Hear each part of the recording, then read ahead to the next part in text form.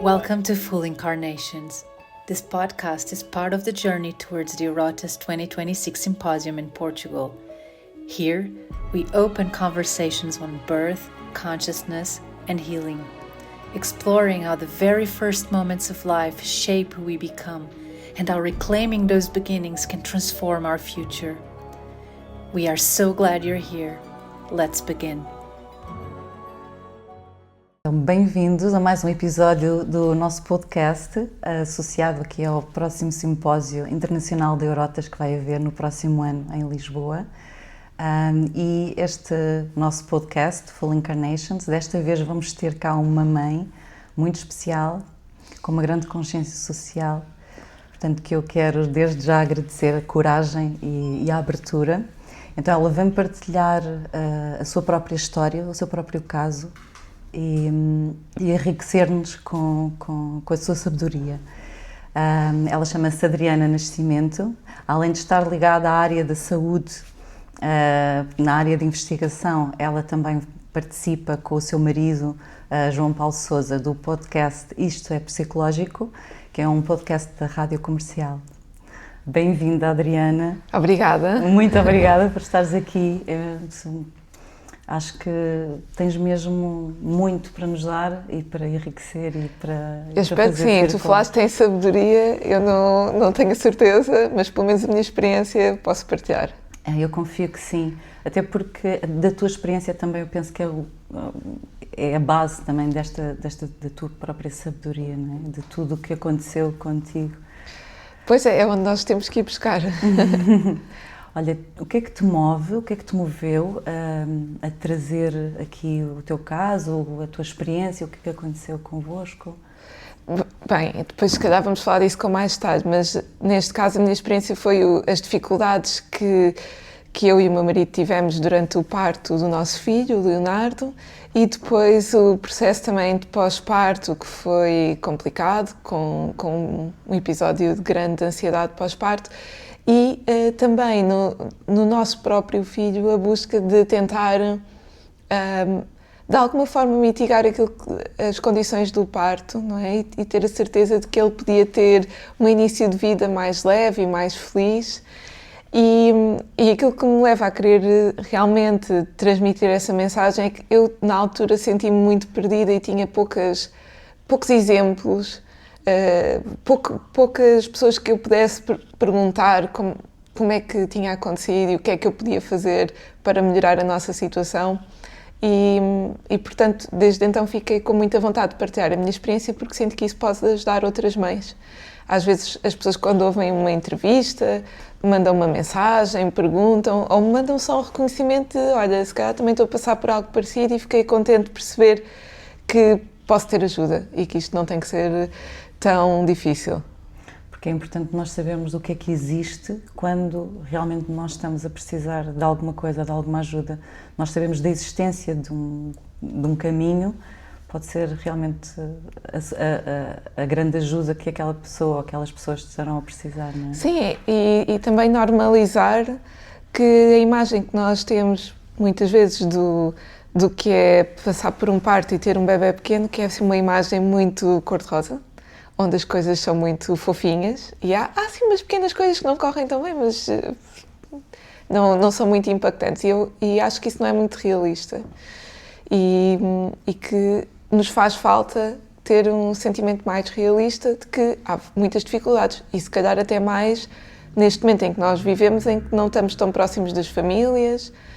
Eu, por exemplo, a minha família não vive na mesma zona que eu, portanto logo isso já faz com que eu tivesse que aprender muita coisa sozinha e acho que é bom percebermos que não é assim tão fácil, também não é impossível, mas termos expectativas mais ajustadas. Sim, porque nós também vivemos em sociedade e já perdemos um bocadinho o espírito comunitário, que agora tentamos retomar, mas que realmente é muito preciso ter uma rede de suporte, ajuda bastante, não é? E às vezes não é sempre assim. Não é só uma rede de suporte, e acho que é muito importante a rede de suporte, e foi muito importante também para mim, e ainda é, para poder educar e desenvolver o meu filho.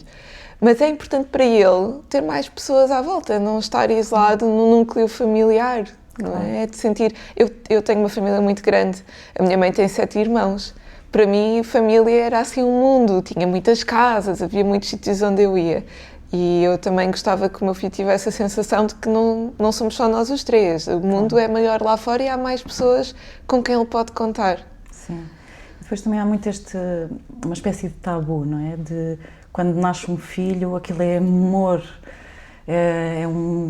corre tudo bem, de repente as pessoas atingem o máximo da felicidade. É uma espécie de nirvana do bebê. Exato, quase como se um bebê realmente viesse salvar aquela família ou aquelas pessoas, e às vezes os conflitos e os problemas, e às vezes não, às vezes vem mesmo trazer aquilo que está para ser resolvido, não é? Sim, a minha experiência foi exatamente que se calhar eu tinha essa expectativa, não sei se estava assim tão cor-de-rosa, mas tinha muitas expectativas muito específicas também de como é que as coisas iam correr. E depois deparei-me com uma experiência muito diferente e foi muito difícil lidar com a realidade versus essas expectativas. Porque, claro que a expectativa era que imediatamente eu e o bebê íamos ter uma ligação muito grande e muito feliz, que íamos ter um tempo no hospital e depois em casa sempre todo muito à volta deste grande amor. A realidade foi surpreendente, não foi exatamente assim que aconteceu. Teve muitos outros sentimentos envolvidos. Eu penso, não sei, tenho assim um bocadinho esta crença que nós também tendemos a idealizar aquilo que o nosso coração também pede, não é? Só que às vezes, ou muitas vezes, ou talvez grande parte das vezes, as coisas não acontecem exatamente como nós vamos idealizar ou como nós precisaríamos, não é? E então isso requer aqui algo de nós também, não é? Eu acho que claro que era um desejo, também era um desejo, não é? Não era só uma ideia, eu queria que fosse assim que as coisas acontecessem. E também queria controlar de alguma maneira como é que elas iam acontecer, não é? Que iam acontecer assim. Sim. Mas, por outro lado, houve muitas destas ideias que foram incutidas também. Porque durante o tempo em que eu estive grávida e que fui fazendo preparação para o parto ou falando com outras mães ou com profissionais de saúde, havia quase uma preocupação de proteger para eu não estar a pensar em coisas, em outros cenários. Pode acontecer outras coisas, mas não interessa. Vamos focar naquele objetivo, não é? E, portanto, torna-se mais difícil ter uma visão clara do que é que pode acontecer. E também, se calhar, eu própria tinha protegido muito a minha vida, em adulta, para ter uma vida mais tranquila, com as coisas mais controladas, em que eu sabia o que esperar. Portanto, isso depois, aliado a que no momento de nascer um bebê pode acontecer qualquer coisa, e é um momento caótico e há muita coisa que não controlamos, nem nós, nem a medicina, infelizmente. Era mesmo uma coisa que estava pronta para não correr lá muito bem, não é? As expectativas demasiado rígidas e a verdade que as coisas podem correr muito bem, mas se calhar até é mais comum haver aqui alguns imprevistos. Sim, não quer dizer que os imprevistos acabem por correr mal, mas sim. É mesmo uma altura em que nós fazemos a nossa parte e o resto é a vida a acontecer também, não é? Pois é. Eu falei com várias mulheres à minha volta depois do Leonardo nascer e comecei a descobrir que, afinal, uma amiga teve também pré-eclâmpsia, afinal, uma outra, a filha teve internada logo ainda dentro do hospital assim que nasceu.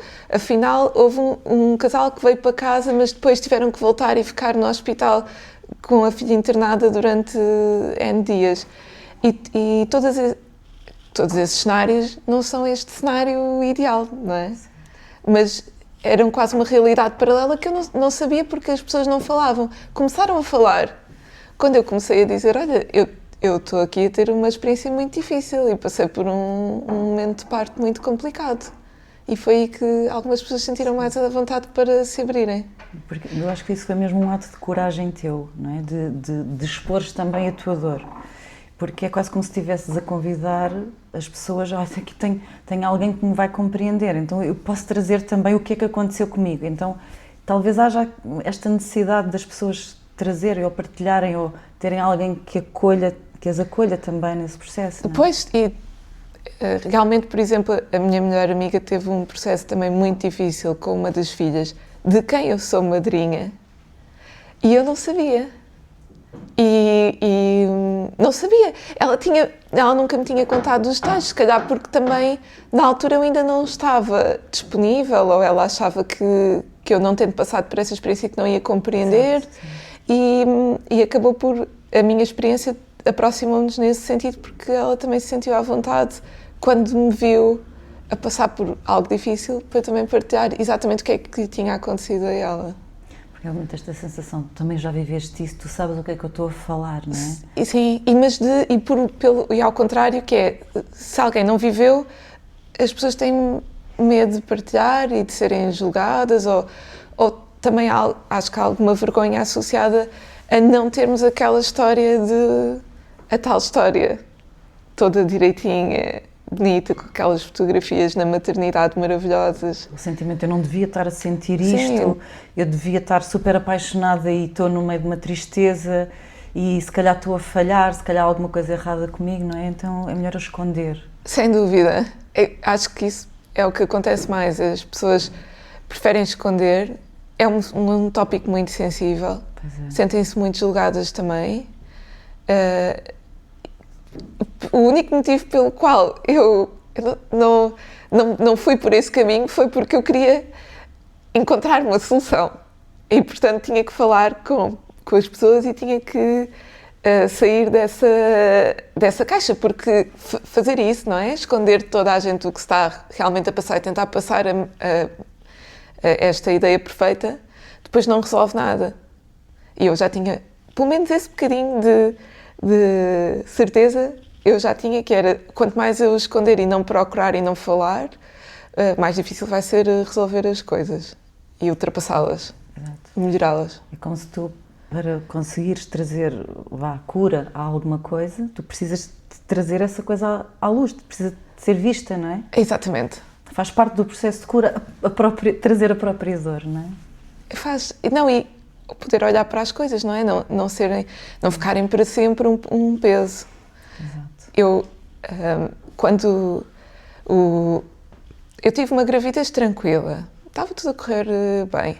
Mesmo no final da gravidez, não estava a ter um processo natural, portanto fui induzir o parto no hospital. E nesse dia da indução percebeu-se que eu tinha pré-eclâmpsia. Só nesse dia? Só nesse dia, apesar de que já havia alguns sinais anteriormente. E, portanto, acabou por ser um dia em que eu ia para o hospital com uma linha feita, com tudo pronto para um determinado tipo de parto.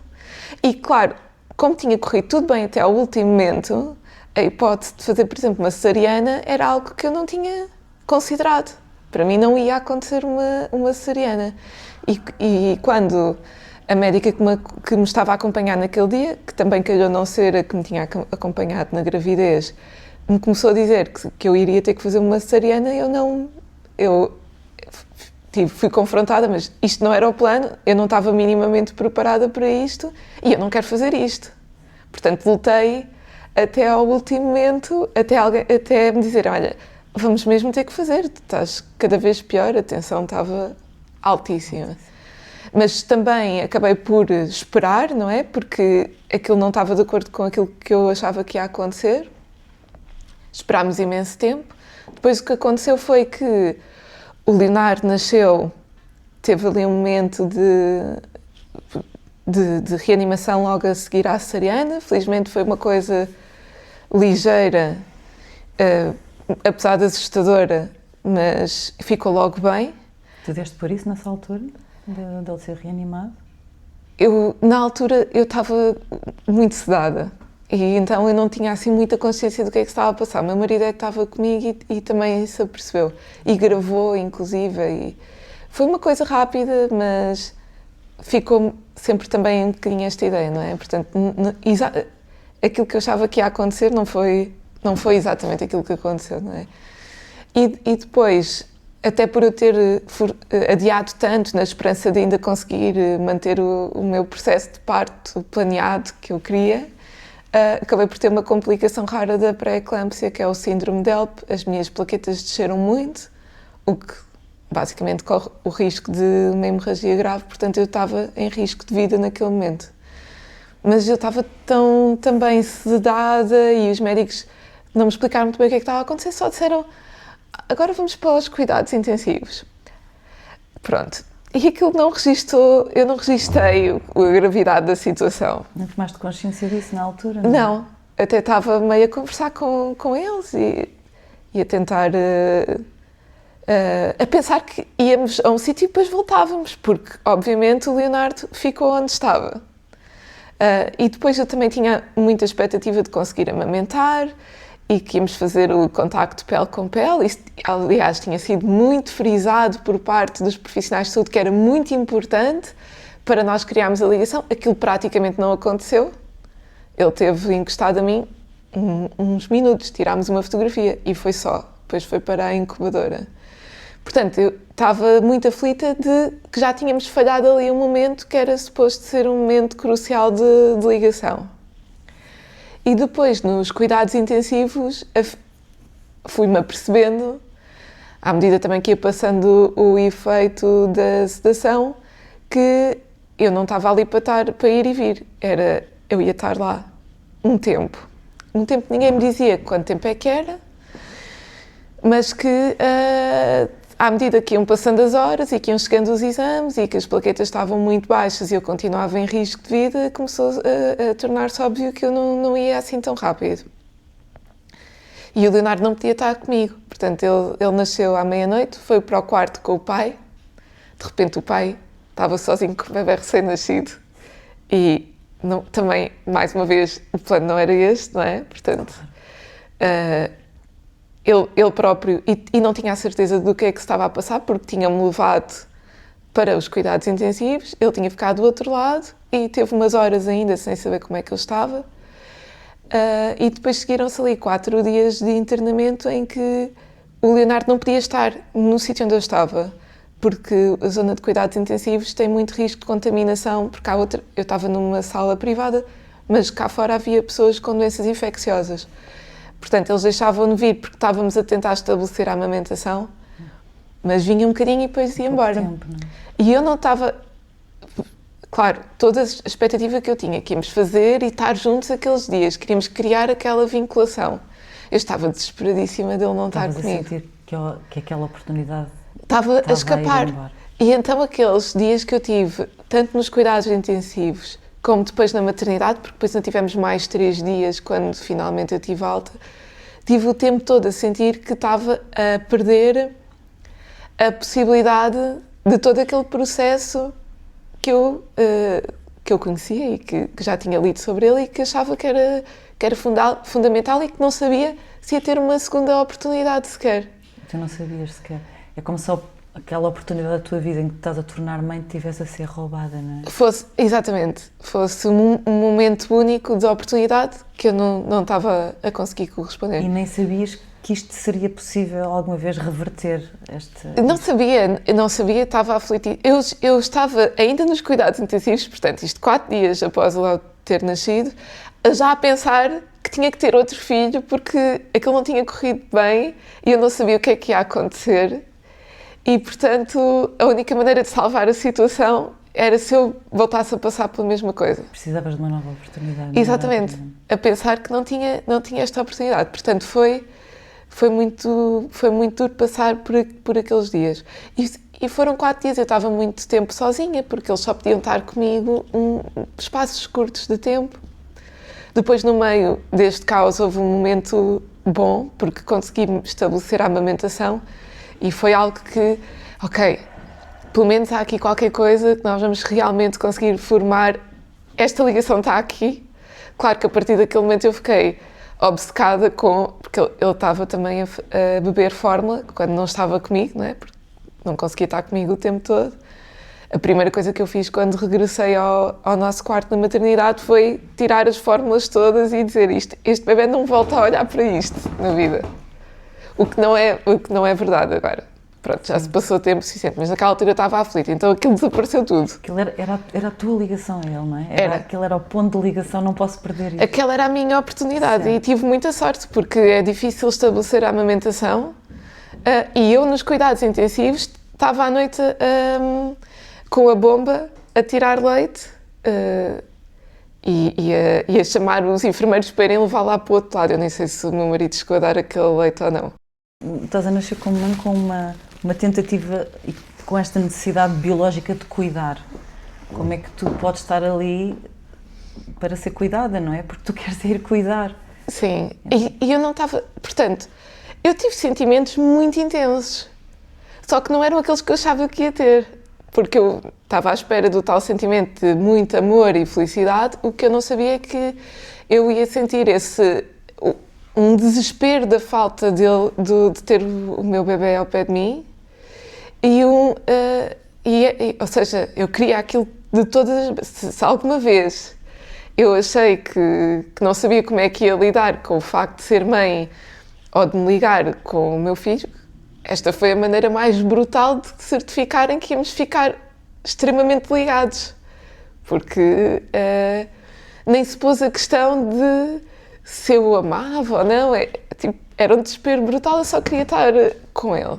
Foi uma descoberta de uma forma muito ingrata.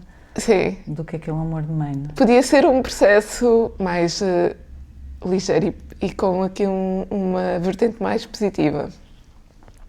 Claro que também 4 dias de cuidados intensivos significam que eu não andava, portanto, e estava com uma medicação forte e tive uma recuperação muito mais lenta do que geralmente se tem, mesmo a seguir a uma cesariana. Um parto natural costuma ter uma recuperação rápida, a cesariana mais ou menos.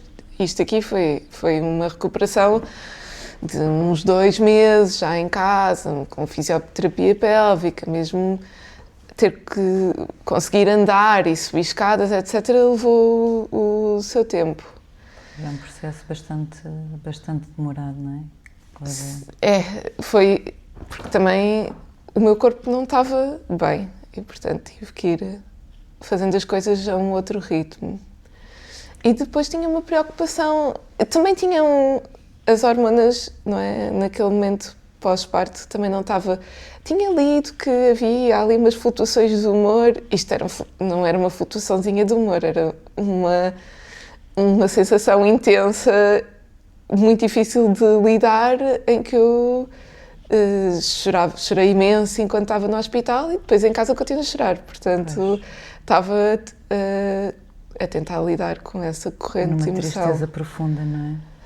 E uma ansiedade e este medo, mais do que tristeza, eu tinha muito medo, o tempo todo. Tinha medo que aquilo que aquilo tinha acontecido fosse ter implicações muito, muito grandes e profundas e a longo prazo e cada dia que passava tinha mais esse medo de não conseguir recuperar.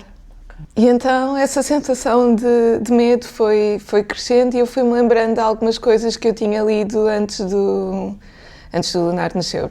No curso de preparação houve uma psicóloga que me falou do impacto que podiam ter situações traumáticas durante o parto. Para o bebê, não é? Sim. E essa era uma grande preocupação minha. São 2 coisas aqui, ou 3, não é? São 3 Eram 3. traumas. Era a mãe, era o pai, mas para mim, acima de tudo, era o Leonardo ter lido. Também passado, e na altura, aquilo que eu sentia, era muito difícil distinguir aquilo que eu sentia daquilo que ele sentia. Portanto, eu estava horrível, eu achava que ele também estava a passar por isso tudo, igual. E uma vez que um bebê passa o tempo todo a chorar, aquilo dava alguma força a esta sensação. E aquilo estava-me a preocupar e eu estava sempre a pensar nisto e fui à procura dessa psicóloga, a Sónia, e na altura ela falou-nos da terapia para bebés como uma possibilidade. E foi assim muito em pouco tempo, porque realmente aquilo não me saía da cabeça. Mas isso é espetacular, porque sei lá, se calhar a grande massa das pessoas, não é? A sociedade em geral, às vezes não se preocupa muito com a perspectiva do bebê, porque é como se houvesse a crença que o bebê depois esquece as coisas, a criança esquece e passou, não é? Mas isso não é assim, ou seja, o facto de tu teres essa informação antes também pode ter feito com que a tua preocupação também com ele fosse grande, não é? Sim, eu tinha lido também o livro do Gabor Maté. Por acaso, eu levei o Kindle para a maternidade e não aconselho a fazerem isto, que eu estava lá nos cuidados intensivos e quando podia ia ler, e o livro tinha uma parte bem grande sobre o impacto da separação à nascença em criança, nas crianças e nos pais. Portanto, eu tinha aquilo muito presente. Aquela situação de felizes os ignorantes, não é? Que é o que diziam, mas às vezes o facto de nós termos determinado conhecimento também pode ativar estas nossas feridas de que estou a falhar aqui de alguma forma ou devia ter feito diferente. Sem dúvida, porque eu estava a sentir o tempo todo que estava tudo, nem era só eu, estava tudo a falhar. Não é que tivesse levado muito para um lado de culpa minha, porque reconhecia que aquelas circunstâncias não havia muita coisa que eu pudesse ter feito diferente, se bem que ainda fui esmiuçar todas as coisinhas onde eu podia ter feito um pouco melhor, mas realmente estava mais concentrada no ok, isto foi quase como se nos tivesse acontecido um acidente, não é? Um acidente, veio um carro, bateu contra nós, eu também não posso fazer nada, mas agora tenho que fazer alguma coisa a seguir. Sim. E então tinha esta vontade de procurar o que é que eu posso fazer a seguir, como é que eu posso melhorar a situação. Depois é que te lembraste de que a psicóloga tinha falado, não é? Desta possibilidade de fazer terapia para bebés. Sim, e depois eu também olhava para o Leonardo e sentia nele algumas dificuldades que eu não estava à espera. O que é que tu sentias? Sintomas ou comportamentos que tu notaste? Era um bebê que tinha que estar sempre ao colo. Não era pousável em lado nenhum, em momento praticamente nenhum. Tinha que estar ao colo, ao meu ou de qualquer pessoa, mas as alcofinhas, as camas, os next to me, ele não tocou em nada disso. O que quando ele não estava ao colo? Ele chorava, tinha um choro muito profundo. Se acordasse, se ficasse um bocadinho ao lado, não dava. Ele começava e não parava e estava à procura e tinha uma reação ali de estar à procura de estar com alguém e principalmente passámos meses, tanto eu como o meu marido e a minha irmã que nos estava a ajudar, ou a minha mãe, ele estava sempre no marsúpio, porque era basicamente a única maneira de ele estar mais tranquilo, era estar mesmo perto, encostadinho a alguém. Bendito marsúpio, não é? O marsúpio foi a nossa salvação. Eu dormia no marsúpio, andava com ele o tempo todo no marsúpio, ele foi o bebê que mais usou o marsúpio. Aquele marsúpio foi mesmo a nossa âncora durante todos aqueles momentos. E depois, inicialmente, nós conseguíamos que ele tivesse noites mais ou menos relaxadas quando embrulhávamos no swaddle, que é aquela técnica em que ele também ficou muito, assim, com aquela sensação quase de uterina. Sim. Pronto, isso resultava, mas rapidamente ele começou-se a mexer e já não resultou, portanto aquilo durou só umas semanas. E a partir daí começou a situação de que ele, à noite, não era dormir e acordar muitas vezes, era ele, se nós o embalássemos e ele adormecesse no colo, dormia aquele bocadinho. Se tentássemos pousá-lo, fosse onde fosse, já não dormia. E aquilo começou a criar mesmo uma ansiedade grande em mim que ele também não estivesse bem, porque achava que não era normal ele não conseguir dormir e ele não conseguir nunca estar num carrinho, numa alcofinha, como eu via os outros bebés fazerem. Então, para ti foi muito claro, não é? Que ele estava Eu associei totalmente que essa busca que ele fazia de estar em contacto tinha a ver com o facto de nós termos estado separados. Tanto tempo, E depois, claro que da maneira como as pessoas à minha volta, toda a gente dizia que não, que isso não era assim, que ele já nem se lembrava, agora estava connosco. Eu continuava a sentir aquilo e eu continuava a ver isto no comportamento dele e no nosso dia-a-dia. E cada vez que chegava à noite eu ficava muito ansiosa porque achava que sabia o que é que vinha aí. Eu e o meu marido tivemos que ficar a dormir em quartos separados porque alguém tinha que dormir para depois poder fazer, não é? Tínhamos que fazer turnos. E foi uma grande privação de sono que vocês tiveram também, não é? Foi assim, mesmo a um nível que eu não estava à espera e que não ouço. Pronto, há casos, não é? E há pessoas que passam por privações de sono também intensas. Esta foi intensa, sem dúvida. Sim. Então foi assim que depois vocês decidiram procurar ajuda? Foi muito cedo mesmo. A nossa terapeuta, a Ilha, comentou que tinha sido o bebê que tinha procurado mais cedo. Acho que ele tinha umas 3 semanas. Mas na primeira sessão nós falámos, fomos todos, fui eu e o meu marido e o Leonardo, conversámos, ela explicou-nos qual é que era o processo, que nós íamos acompanhá-lo para ele também poder exteriorizar os sentimentos dele, e deu-nos alguns artigos para ler e para percebermos. E eu li os artigos e pensei, isto é bastante específico. Isto é bastante científico, isto tem uma base sólida, não é? Tinha uma base sólida, mas também era, ok, o processo é assim e depois o bebê vai, naquele momento em que sentir, não é, uma dor acompanhada que vem das experiências que ele passou, vai reagir. Não sei se ele vai reagir ou não.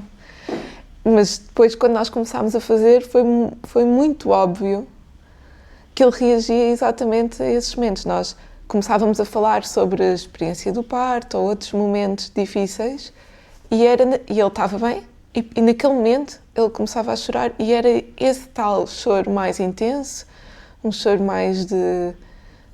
de trauma que eu já tinha sentido em alguns desses momentos à noite ou quando ele dava por si, que ninguém estava a pegar naquele momento. E se ninguém fosse lá mais rapidamente, mas aqui no meu colo, não é? A olhar para mim e a ir num choro muito profundo e muito intenso e sem nenhum outro motivo. Porque é muito interessante, não é? Como é que os bebés reagem e mostram onde é que doeu, o que é que precisam de fazer, não é? Sentiste isso? Na primeira sessão que nós fizemos, eu comecei por contar esta história de como é que tinha corrido o dia do parto. E quando eu disse a palavra cesariana, que para mim, obviamente, foi aquele primeiro baque de isto não era aquilo que eu queria que acontecesse e que eu queria para o meu filho, foi este o momento em que ele começou a chorar, naquela palavra, naquele momento. Isso mostra muito a sabedoria dos bebés. As pessoas às vezes pensam que os bebés não trazem esta sabedoria, e ou que não se lembram, mas realmente a memória fica no corpo e eles trazem esta sabedoria, não é? Eles sabem o que fazer. E houve um outro momento também de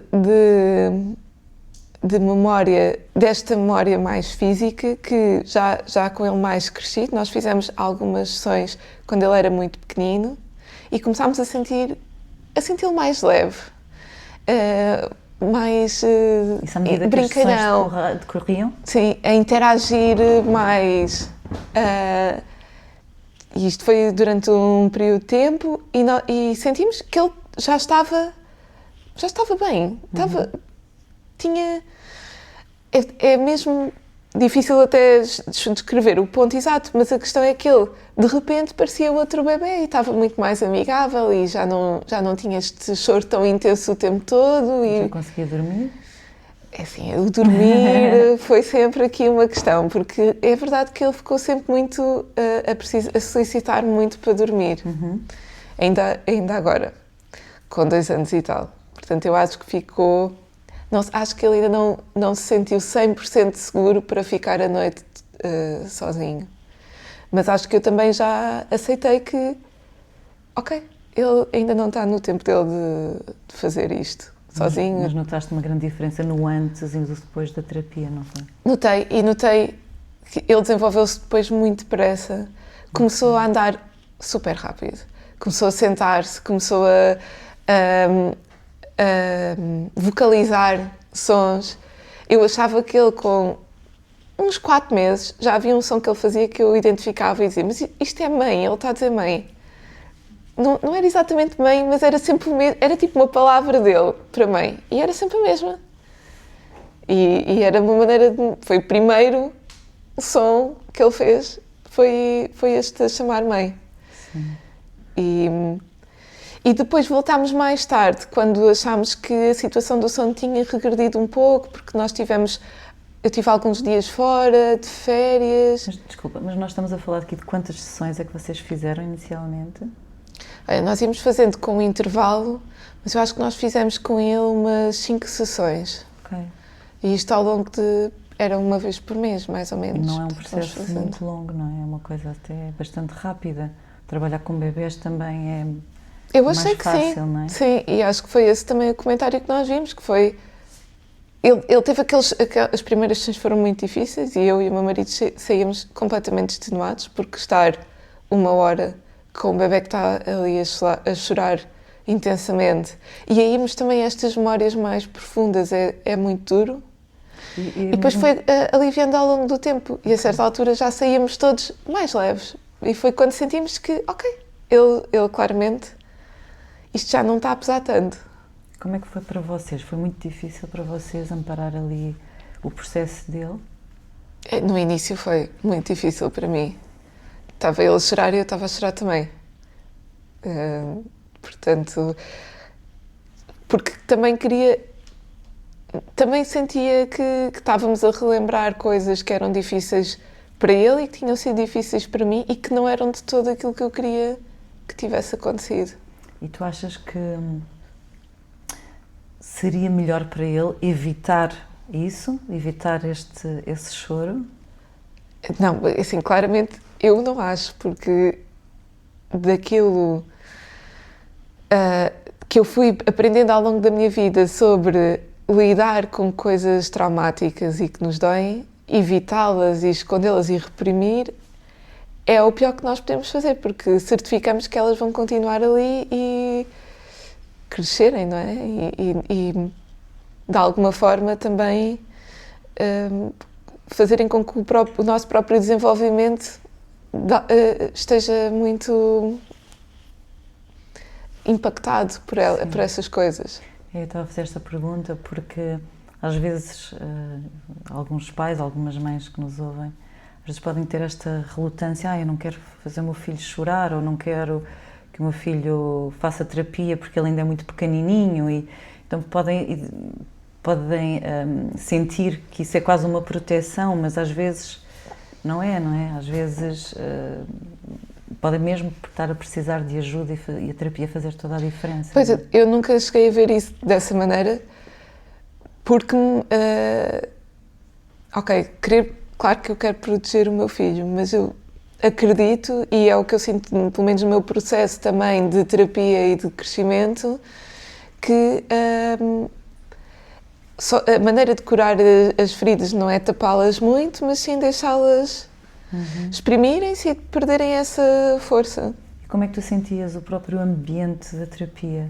Como é que foi a relação, a condução da própria terapeuta? Foi muito acolhedor. A nossa terapeuta tinha muita disponibilidade para nos ouvir e muita empatia.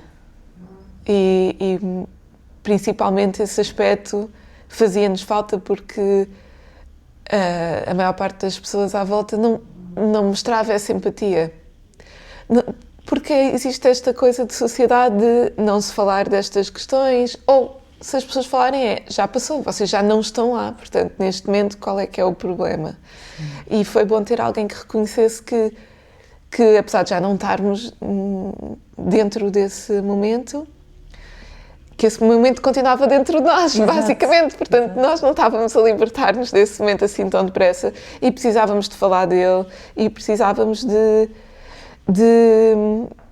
ter outro tipo de abordagem, de também identificarmos até no nosso próprio corpo o que é que nós sentíamos. Eu acho que nunca tinha tido ninguém que me perguntasse, quando eu estava a falar de coisas que eram difíceis, que eu tinha passado, onde é que isso estava a manifestar em mim? E achei interessante que realmente às vezes era um nó na garganta, uma dor no peito, uma dor na barriga. Eram coisas diferentes, não é? E que estavam ligadas a estes momentos diferentes e a diferentes traumas que eu tinha passado, diferentes dores que eu tinha. E nesse processo acho que sentimos-nos todos acolhidos. O meu marido teve a oportunidade de falar, estávamos muito em modo de sobrevivência, não tínhamos tido a oportunidade sequer de conversar. Ele sabia como é que eu me estava a sentir e estava-me a apoiar imenso, mas ele também tinha passado por coisas muito difíceis e foi lá que ele teve a possibilidade de falar disso e de se abrir e de me contar como é que ele se tinha sentido quando teve que ficar sozinho com o filho, sem saber como é que eu estava. Deve ter sido muito difícil para ele também. Foi um momento em que ele teve que olhar para uma possibilidade que ninguém quer ter que olhar, que eu pudesse morrer e que ele tivesse que ficar sozinho com o filho, e ter uma... Quando ele contou isto, eu fiquei muito orgulhosa de pensar, ok, esta é a única validação que alguma vez vou precisar de saber que estou com a pessoa certa, que foi quando ele disse que pensou, ok, aconteça o que acontecer, eu e tu, o Leonardo, estamos juntos e vamos ultrapassar. Ele disse-me que pensou, vou viver para o pé da minha família e vamos ter mais ajuda, e fez um plano de como é que eles os dois podiam ultrapassar se estávamos numa situação extrema, não é? Portanto, situação extrema. Foi o orgulho que eu senti de saber que ele estava ali e que ele não ia a lado nenhum e que ele não ia... que ele ia ter essa coragem e força de levar esse barco. E tu tens com quem contar, não é? É verdade. E é muito inspirador para mim. Eu não tive esse exemplo do meu próprio pai e estou muito feliz de ter um marido e um pai para o meu filho com quem posso sentir esta tranquilidade. Adriana, todo este testemunho que tu trazes, vejo assim que parece uma viagem de transformação e de cura, não é?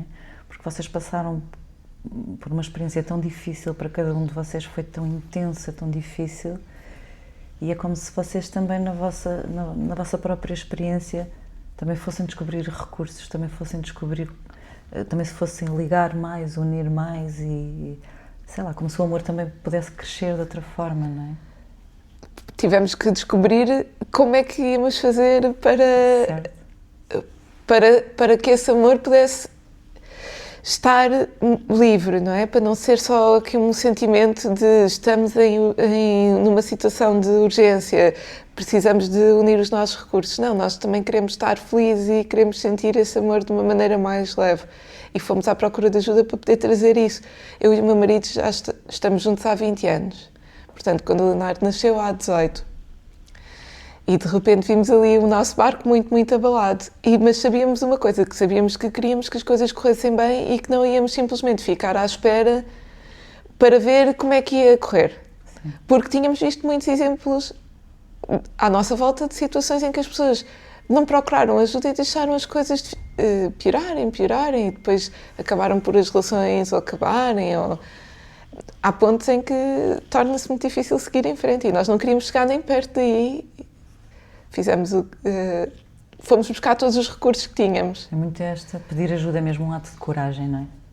Sim, nós procurámos a terapia para o Leonardo, cada um de nós começou imediatamente também a fazer em separado. Também eu fui ler livros, tínhamos uma terapeuta de sono que nos ajudava a ter melhor gestão da rotina com o bebê e aprender ao máximo como é que podíamos tornar este momento em algo mais... Como é que podíamos dar o nosso melhor aqui? Sim. Quando parecia difícil, não é? Quando não era assim... Quando o nosso melhor era o nosso melhor, mas parecia tão pouquinho. Olha, gostava de te fazer uma pergunta diferente, ou seja, tu sentiste em algum momento, não sei se sim, se não, só para ver se surge ou se te apercebeste de algum momento que tivesse sido mágico, que tivesse feito ali uma diferença qualquer? Ou... Houve vários, mas houve um momento em que eu senti que para mim fez muito sentido o que aconteceu. Nós fizemos... Eu sentia muito esta questão do Leonardo estar muitíssimo apegado a mim e que isso tinha a ver com os momentos de separação que tínhamos tido. E então um dia fizemos também na terapia, fizemos um momento quase como se fosse do nascimento. Porque como ele nasceu de cesariana, ele não teve a oportunidade, não é? Os bebés geralmente fazem parte do processo de nascimento. Uhum. São eles que causam as contrações. É quando o bebê está pronto é que são emitidos os sinais que levam a todo este processo.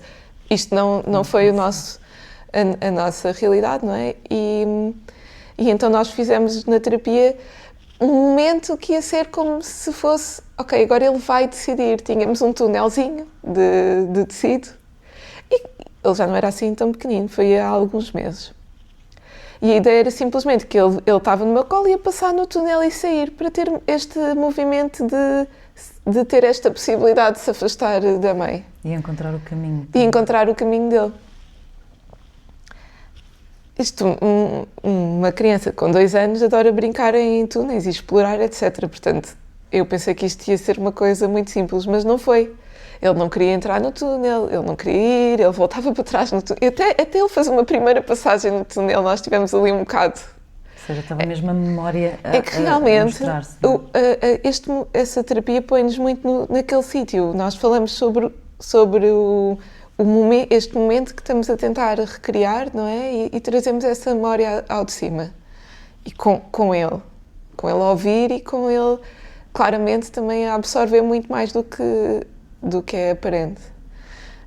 E eu fiquei espantada e realmente vi aquilo que eu tinha sentido, essa questão dele não se querer afastar, via acontecer que ele não entrava no túnel, não queria ir, estava a meio do túnel, voltava para trás, o pai estava do outro lado.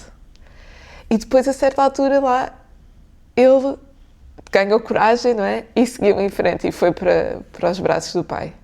E depois fizemos aquilo mais algumas vezes. E ele realmente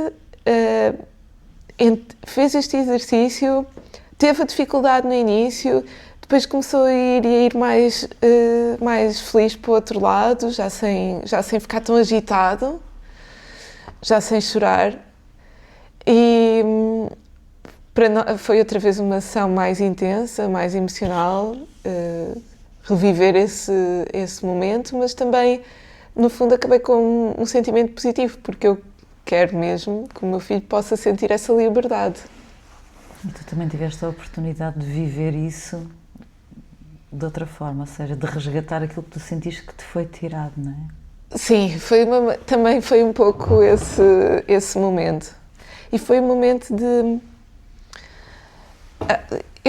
Eu tinha aquela ideia de que precisava de ter uma nova oportunidade e que havia muita coisa que tinha ficado perdida, e eu, através desta terapia, também consegui perceber que isso não era verdade. Não tinha ficado nada perdido. Nós claramente temos uma ligação enorme.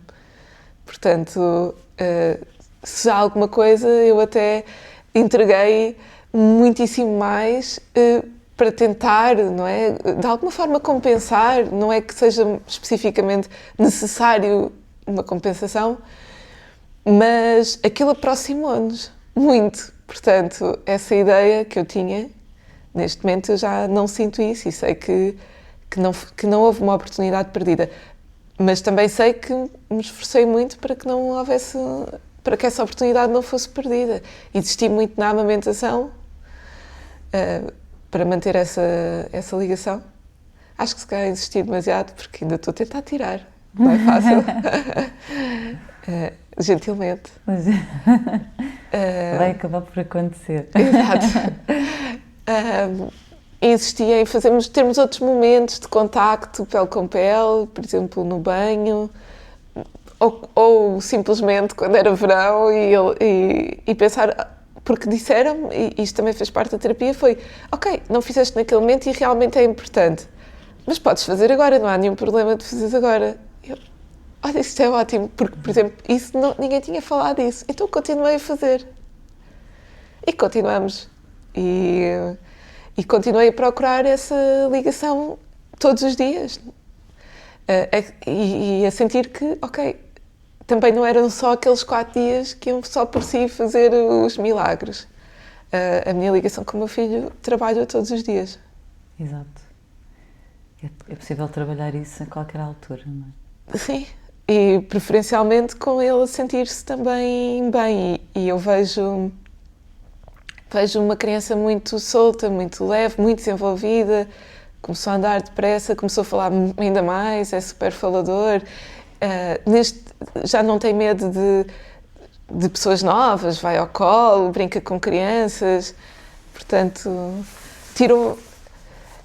eu tinha percebido, e daquilo que tinha lido, que às vezes estas experiências traumáticas depois têm repercussões neste momento, e acho que foi pelo trabalho que nós fizemos. Eu vejo uma criança feliz e saudável. Adriana, estava aqui a pensar e a lembrar-me que neste momento existem muitas pessoas a sofrer devido às próprias histórias sei lá, devido a muita coisa, não é? Mas agora mais especificamente trazendo este tema, talvez até possamos generalizar, não é? Mas ligando aqui este tema das próprias feridas precoces, ou seja, também por toda a história de gestação e do nascimento dos seus filhos, às vezes até dos próprios, não é? O que é que tu dirias a estas pessoas que estão a passar por isto, se calhar tantas delas em silêncio e sem saber o que fazer? Pois, eu acho que sim, que há mesmo, daquilo que eu me apercebi, e quando falo com as pessoas à minha volta, é mais comum haver histórias em que nem tudo corre bem e depois as pessoas estão a tentar lidar com o que vem a seguir, mas com esta expectativa que têm que sempre mostrar uma fachada muito perfeita. E o meu conselho é que realmente isso não é a realidade. O acontecer tudo perfeito. Acontece em alguns casos, ótimo, mas não é o mais comum, não é toda a gente vai passar por um parto muito tranquilo e ter um bebê depois muito tranquilo, que dorme muito bem e que faz tudo muito certinho. Isso, há muitas pessoas que não passam, e então nós não precisamos estar a tentar mostrar a toda a gente que está a correr bem quando não é isso que nós sentimos. É importante nós também podermos lidar com as nossas emoções, não ficarmos com vergonha a esconder para não nos distinguirmos, porque isso não vai fazer de ninguém pior mãe. Faz parte do processo. Na verdade, as hormonas e o nosso corpo estão um pouco contra nós, portanto, se pudermos, já devia haver, inclusive, alguns, a nível de saúde, devia haver mais apoio às mulheres no pós-parto, porque isso iria tornar este processo todo mais normal. Infelizmente não há. Por isso, se as pessoas identificarem que não se estão a sentir bem, não é preciso acharem que é normal e que se vão esquecer e que vão passar à frente. Podem procurar ajuda e melhorar as coisas agora, tanto para elas como para os bebés. E tentar ver um bocadinho as coisas do ponto de vista do bebé, porque o bebé não é uma tábua rasa, não nasce uma folha em branco. Ele teve as experiências, ele passou por um período de tempo em que estava conectado, em que era um com a mãe, em que tudo era muito tranquilo, e se calhar houve algum momento durante a gestação em que a mãe estava mais triste e ele também teve que lidar com isso, porque as nossas emoções circulam na nossa corrente sanguínea e passam para o bebé. Se calhar o bebé teve um parto mais difícil ou teve menos participação no parto, como foi o caso do meu, e ele é um ser humano a tentar fazer sentido daquilo que está à volta dele também. E nós esquecemos-nos um pouco deste ponto de vista. Não é porque ele não se vai lembrar destas coisas que não vão afetar tanto no momento como ao longo da vida.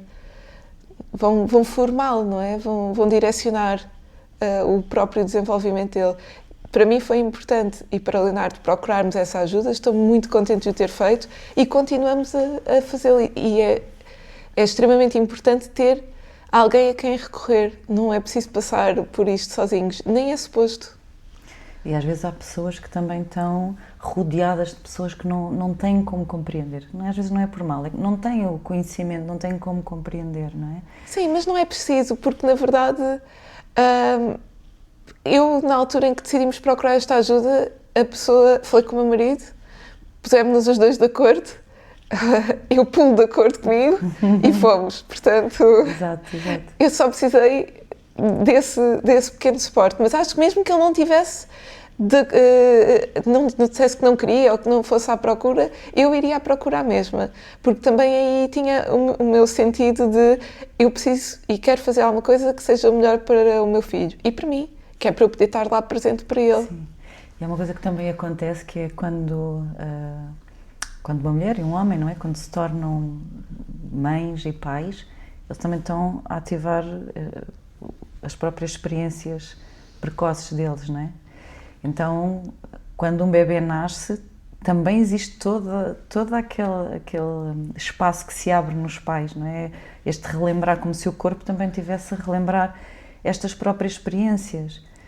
Então, às vezes pode ser difícil para algumas pessoas pedirem ajuda, porque elas podem precisar de ser ajudadas e não estão a perceber sequer que estão a precisar disso, não é? Isso é...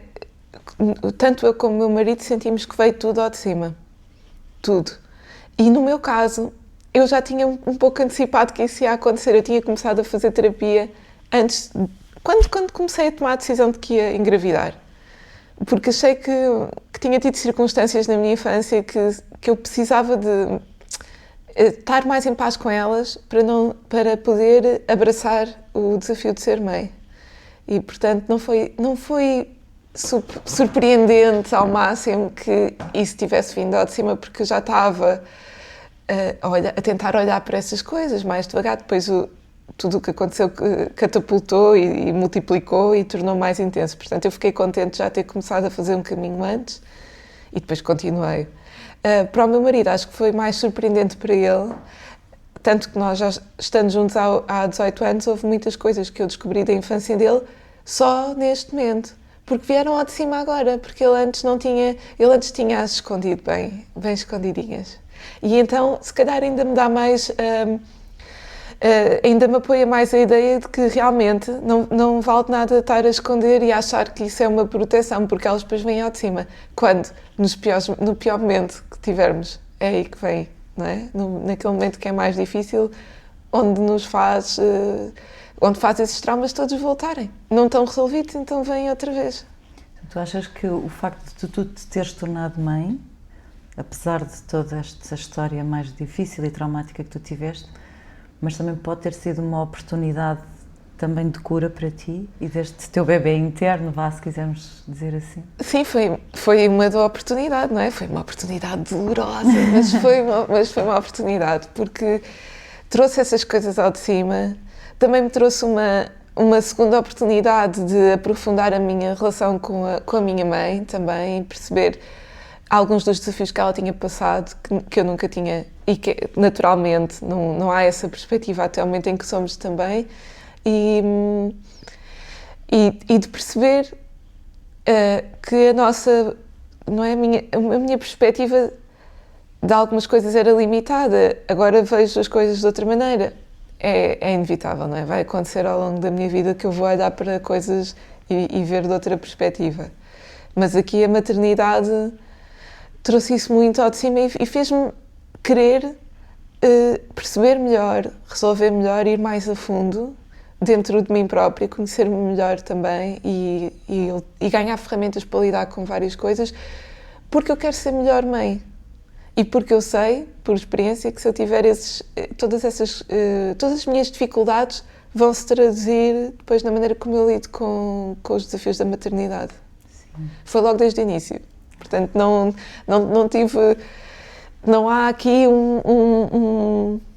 não é, tipo, um tempo de adaptação. Há um momento em que nós somos pais e passamos a ser no momento a seguir e, portanto, foi logo aí que começaram a vir esses problemas e eu senti que quanto mais os resolvesse, olhasse para eles, tirasse aprendizagens e mudasse perspectivas, mais depressa podia ser aquilo, atingir um potencial como mãe, não é? Ser uma mãe melhor. Sim. E, então, as pessoas que estão neste pós-parto, com esta dificuldade com estes bebés, não é? Que às vezes que podem sentir ou que eles estão a chorar muito ou que têm muitas cólicas, que às vezes as pessoas até normalizam muito as cólicas ou aqueles problemas a dificuldade que os bebés às vezes têm de evacuar, não é? Às vezes é tudo bebés... normalizado, é tudo normal. O bebê está a chorar o dia inteiro, não pode ser pousado, não dorme à noite, não faz nada, é tudo normal. Se calhar é normal, mas também não é por isso que não pode haver aqui algum processo para ajudar também. Às vezes até os bebés que dormem muito e que dormem demais também pode ser um sinal, e as pessoas às vezes acham que esses são os bebés que não têm realmente trauma nenhum e que está tudo a correr bem, e às vezes não é bem assim, não é? Acho que olhar para a experiência que passaram, e até pode ter corrido tudo bem no parto, mas durante a gravidez pode ter sido mais complicada. Nós temos muito stress também, isso às vezes passa para o bebê. Fazemos questão de estar ali até ao último momento. Sim. Pronto, claro, é uma opção, mas o bebê não sabe disso, não é? Sim, o bebê, enquanto está no útero, não é? Enquanto está a ser gerado, e mesmo o próprio nascimento deixa marcas, um imprint, não é? Que tem muito impacto depois para o resto da vida. Então a terapia para bebés também pode ser uma oportunidade de recriar todas estas experiências que possam ter sido difíceis. Às vezes não temos a dificuldade de ver da perspectiva do bebê, mas a mãe sabe que teve aquela depressão, ou que te morreu alguém naquela família, ou que teve aquelas discussões enormes com o pai, ou que teve alguns problemas, ou foi despedida, ou sei lá, às vezes acontece tanta coisa, ou mesmo durante o nascimento, e isso por si é também um sinal de que aquele bebê pode querer expressar-se e pode querer encontrar o seu próprio movimento curativo, não é? De cura. Sim, para mim foi natural, sabendo que existia, foi natural querer para ele que ele pudesse também fazer um processo que eu sabia que para mim me trazia me tinha trazido muitas coisas boas. Obrigada, Adriana. Obrigada. E sabes que vamos ter o simpósio que fala muito destes temas, o Simpósio Internacional de Eurotas, não é? Que vai ser o ano que vem, em maio, e que seria muito bom ver-te lá. Parabéns por essa iniciativa, é bom haver momentos de divulgação e comunicação para as pessoas se conhecerem melhor. Sim, e que fala muito destas feridas precoces, não é? Isto vai ser tão importante para terapeutas, mas também para pessoas que não trabalham em terapia, para pais, para mães e até para as pessoas que querem trabalhar com as suas próprias feridas precoces, porque na verdade não há uma idade final quando nós podemos trabalhar isto. Então, o meu filho já tem 6 anos, já não dá. O meu filho tem 18, também dá. E o meu filho já é avô quase. Mas até para nós próprios é sempre possível trabalhar isso. Sim, eu já há muitos anos que sinto a necessidade de me conhecer melhor para poder lidar melhor com a vida à minha volta. Eu acho que o processo de autoconhecimento é fundamental para todos, para podermos ser mais felizes e para não termos que carregar tantos pesos. Mais leves. Obrigada pela tua sabedoria, Adriana. Pronto, afinal tinha alguma. Tens muita. Foi muito bom ter-te aqui e obrigada pelo teu serviço e pela tua partilha. Obrigada. Com certeza que vai muita gente beneficiar com a tua partilha. Thank you so much for joining us in this episode of Full Incarnations. For more information and to register, please visit our website. Until next time, may you walk gently with your beginnings and fully into your incarnation.